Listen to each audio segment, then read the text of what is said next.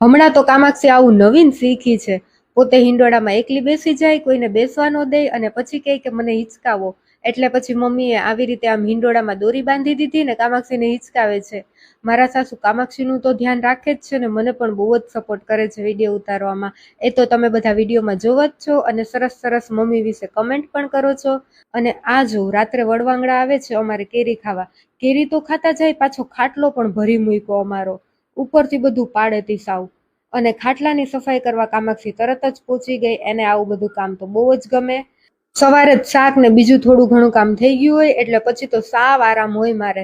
વળી મને એમ થયું કે નવરું શું બેસવું, હાલને ગાજરિયાની બેક મીઠી મીઠી કેરી જ ખાઈ લઉં. હું કેરી ગોતીને આવી ત્યાં તો કામાક્ષીનું પહેલેથી જ કેરી ખાવાનું ચાલુ હતું અને આ ખિસકોલી પણ ઊંધી લટકાઈને કંઈક ખાય છે.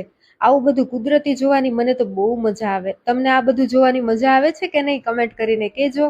પછી કામાક્ષી રૂવાંશીને જોઈ ગઈ તો ત્યાં રમવા આવી અને બે જણી આવી રીતે આમ ખાટલો પાથરીને લસરપટ્ટી ખાય છે. રમી રમીને કામાક્ષીને ભૂખ લાગી તો મેં એને જમાડી દીધી.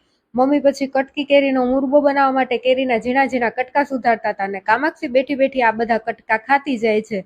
પાકલ જેવી કેરી તો ઠીક, પણ કાચી કેરીના કટકા પણ ખાતી જાય છે. એટલે મમ્મીએ કામાક્ષીને આ એક કામ સોંપી દીધું. આ છે ને સુકાઈ ગયેલો ત્રોફો છે, આને પાણીમાં નાખીએ તો આમાં કોટો ફૂટે ને આમાંથી છે ને નાળિયેરીનો રોપ બની જાય. એટલે મમ્મીએ કામાક્ષીને કીધું કે આને કુંડામાં નાખી દે. ડબુક કરતો કામાક્ષી આ ત્રોફાને કુંડામાં નાખી દીધો, પણ આમાંથી કોટો નીકળવામાં બહુ વાર લાગે.